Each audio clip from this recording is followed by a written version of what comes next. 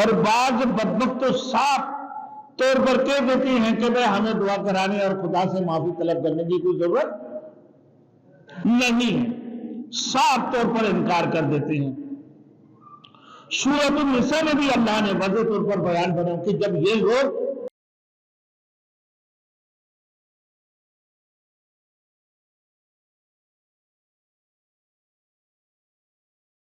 Thanks for watching. Don't forget to like, comment, share and subscribe to Maulana Habibullah Rouhani Official. تو میرے دوستوں پھر ان کی بارے میں اللہ نے فرمایا کہ وَإِذَا قِيلَ لَهُمْ تَعَالَوْا يَسْتَغْفِرْ لَكُمْ رَسُولُ اللَّهِ، اللہ نے دوسرا برائیاں بھی ان کی بارے میں بیان فرما دی ہے کہ جب ان سے کہا جاتا ہے کہ آؤ اللہ کے رسول تمہارے لیے بخشش طلب کرے، تم اللہ کے رسول کے پاس آ جاؤ، توبہ کر لو، ابھی بھی موقع ہے، تو پھر یہ کیا کرتے ہیں؟ لَوَّوْا رُؤُوسَهُمْ، یہ لوگ اپنے سروں کو مڑکاتے ہیں، یعنی موڑ لیتے ہیں، گردن کو آکڑ لیتے ہیں، تکبر غرور ہے کہ ہمیں نہیں چاہیے بخشش، نہ ہم اللہ کے رسول کے پاس جائیں گے، بڑے مغرور تھے، تکبر ہی کرتے تھے کہ بھئی آ جاؤ اپنے بخشش طلب کرو اللہ کے رسول سے۔ وَرَأَيْتَهُمْ يَصُدُّونَ، اور ان کو دیکھیں گے کہ وہ رکتے ہیں۔ رسول مقبول صلی اللہ علیہ وسلم تقریباً اعلان فرمایا کرتے تھے کہ وہاں جو نادار مہاجرین تھے ان کی مدد کے لیے جو کہتے ہیں ان کو مدد نہ کرو، جو اللہ کے رسول کے پاس ہے، ان کی راستہ رکنے کی کوشش کرتے ہیں کسی نہ کسی صورت میں، کہ وَرَأَيْتَهُمْ يَصُدُّونَ، آپ ان کو دیکھیں گے کہ وہ رکتے ہیں، وَهُمْ مُسْتَكْبِرُونَ، اور وہ غرور میں مبتلا ہو جاتی ہیں، کہ منافقین کی فائدے کی بات کرتی ہیں، مگر یہ شرارت اپنے اور جھوٹے بیان، خیانت وغیرہ کی پردہ اللہ رب العزت نے فاش کر دی ہے۔ اللہ کے رسول کی خدمت میں حاضر ہو کر ان سے دعا کے میرے دوستوں دعا کراؤ کے بولتے ہیں تو اللہ تعالیٰ تمہارے ان غلطیوں کو معاف کرے، وہ اکڑ دکھاتے ہیں، حضور صلی اللہ علیہ وسلم کے پاس حاضر بھی نہیں ہوتے، اور بعض بدبخت تو صاف طور پر کہہ دیتی ہیں کہ بھئی ہمیں دعا کرانے اور خدا سے معافی طلب کرنے کی کوئی ضرورت نہیں ہے، صاف طور پر انکار کر دیتے ہیں۔ سورۃ النساء میں بھی اللہ نے واضح طور پر بیان بنا کہ جب یہ لوگ اپنے حق میں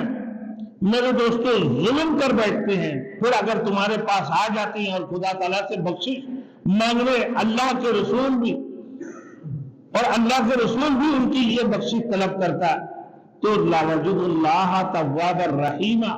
تو خدا تعالیٰ معاف کرنے والے، اگر سچے دلوں میں یہ اللہ کے رسول کے پاس آ جائے، اللہ کے رسول سے کہے یا رسول اللہ میرے لیے دعا فرما دیں، اللہ کے رسول کی دعا کو اتنا آسان نہ سمجھو۔ اللہ کے رسول صلی اللہ علیہ وسلم کی دعائیں عام لوگوں کی جیسے دعائیں نہیں تھیں، ان کی دعائیں اللہ رب العزت قبول فرماتے تھے، اگر ان کے لیے بخشش طلب کرتے تو یقیناً اللہ انہیں معاف فرماتے، لیکن اللہ نے انہیں ٹپے لگا دیے ان کی دلوں کے اندر، یہ اللہ کے رسول کے پاس بھی نہیں آئیں گے اور توبہ بھی نہیں کریں گے اور ہمیشہ اکڑ کے رہیں گے،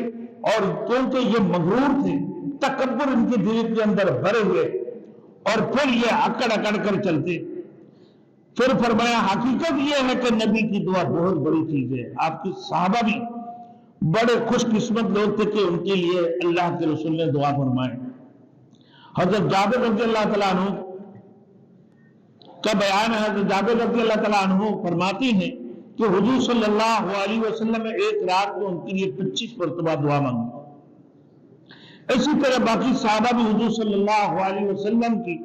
دعا کو اپنے لیے کامیابی کا زینہ سمجھتے تھے، مگر افسوس یہ منافق ظاہری شکل میں تو مسلمان ہیں، باطن میں یہ منافق تھے، مسلمانوں کی سخت قسم کی دشمن تھے۔ اللہ نے سورۃ النور میں بھی فرمایا کہ لا تجعلوا دعاء الرسول بینکم کدعاء بعضکم بعضا، لوگوں نبی کی دعا کو اپنے دعاؤں کی طرح نہ سمجھو کہ نبی کی دعا اللہ کی یہاں زیادہ مقبول ہے۔ بہرحال اللہ نے فرمایا کہ منافقوں کی ایک کبھی حرکت یہ بھی ہے کہ جب انہیں اللہ کی نبی کے پاس مغفرت کی دعا کے لیے بلایا جاتا ہے تو وہ اعراض کرتے ہیں، اس سے منہ پھیر لیتے ہیں، اپنے گردنیں مروڑ لیتے ہیں، کیونکہ یہ تکبر تھے، غرور تھا۔ پھر اللہ نے فرمایا ایسے لوگوں کی بارے میں کہ سواء علیہم استغفرت لهم ام لم تستغفر لهم لن یغفر اللہ لهم۔ اللہ نے فرمایا کہ بھئی ان کے لیے برابر ہے، آپ ان کے لیے بخشش کی دعائیں طلب کرے یا نہ کرے، لن یغفر اللہ لهم، اللہ تعالیٰ انہیں ہرگز معاف نہیں کرے گا۔ اللہ نے اپنے نبی پر بھی واضح کر دیا کہ آپ ان کے لیے دعائیں بھی مت کرو، انہیں بت بلاؤ، کیونکہ یہ مغرور ہیں، یہ اپنے گردانے میں روڑتے ہیں، یہ بہت اترانے والے ہیں، تکبر اس قسم کی۔ تو اللہ نے فرمایا کہ لا یغفر اللہ لهم، ہرگز ان کی یہ دعائیں اللہ قبول نہیں فرمائیں گے، کیونکہ ان کی دلوں میں اللہ نے ٹپے لگا دی ہے۔ یہ بدبخت لوگ ہیں، یہ بدبخت لوگ ہیں۔ اگر وہ لوگ آپ صلی اللہ علیہ وسلم کے پاس آ بھی جائیں اور ان کے لیے دعا بھی کرے، مگر اللہ نے انہیں معاف نہیں کرے گا، کیونکہ آپ یہ حد کر دی ہے، اب حد سے باہر نکل گئے، کیونکہ ان کا قانون ہی ہے ان اللہ لا یہدی القوم الفاسقین، بے شک اللہ تعالیٰ نافرمان گناہگار اس قسم کے فریب اور دھوکے دینے والے لوگوں کی راہ راست نہیں دکھاتا ہے۔ یہ لوگ ضدی ہے اور عنادی ہے اور دل کی کھوٹے ہیں، ان لوگوں کے دل کے اندر کھوٹ ہے، ضد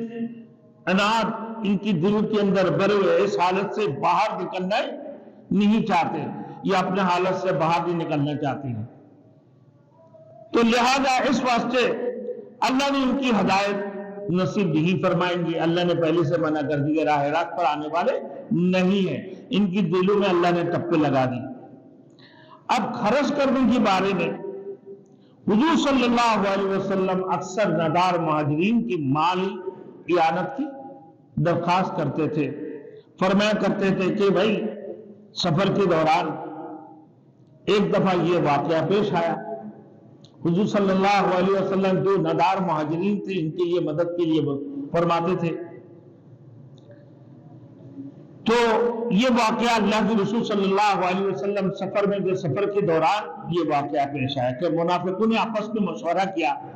کہ ہم خامخواہ مہاجرین کا بوجھ اٹھائے ہوئے ہیں، اور ذرا ان سے ہاتھ اور رک کر رکھو، ان سے تھوڑی سی ہاتھ کو روک دو، ان کو کچھ نہ دو اتنے وقت تک تاکہ یہ لوگ آپس میں تفریق ہو جائے، یہاں سے چلے جائیں، متفرق ہو جائے، کیونکہ مہاجرین کی بوجھ ہم کیوں اٹھائیں۔ اور یہ منافق اپنے آپ کو عزتوار سمجھتے تھے، مہاجرین کو ذلیل سمجھتے تھے، نعوذ باللہ ان کی یہ حال، ان کے چال تھے کہ اپنے آپ کو یہ سمجھتے کہ ہم بڑے عزت والے ہیں، اور وہاں کے جو مہاجرین ہیں تو وہ ان کو ذلیل سمجھتے۔ یہ کہتے ہیں ہم الذین یقولون لا تنفقوا علی من عند رسول اللہ حتی ینفضوا، یہ وہی منافق جو کہتے ہیں کہ مت خرچ کرو ان لوگوں پر جو اللہ کے رسول کے پاس بیٹھے ہیں، یعنی اللہ کے رسول کے پاس جو بیٹھے ہیں، اللہ کے رسول کے ماننے والے جو مہاجرین ہیں ان کی مدد نہ کرو، کہ اللہ کے رسول کے پاس جو بیٹھے ہوئے ہیں یہاں سے جب تک تفریق نہ ہو جائے، یہاں سے متفرق نہ ہو جائے، منتشر نہ ہو جائے، کہ تب تک ان کی مدد نہ کرو، کہ دیکھو گے جب ان کی مدد نہیں کرو گے تو یہ آگے پیچھے بھاگ لیں گے، یہ کہنے لگا۔ تو حقیقت میں میرے دوستو جو مال ہے اللہ کے راستے میں خرچ کرتے، مال کس کی ہے؟ اللہ نے فرمایا میرے دوستو یہ مال اور یہ اولاد، مال و دولت اور اولاد یہ کیا ہے؟ اللہ کی امانت ہے۔ اللہ نے تمہیں عارضی طور پر مال عطا فرمایا اور تم کہتے ہو کہ ان مہاجرین کے لیے خرچ نہ کرو، لوگوں کو روکتے ہو، تو مال تیری ہے؟ مال تو اللہ کی ہے۔ اولاد تیری ہے؟ نہیں، وہ بھی اللہ کی ہے۔ تو مال و دولت اور اولاد یہ تو اللہ کی امانت ہے، تو تو کیسے کہہ سکتا کہ مسلمانوں کی مدد نہ کرنا؟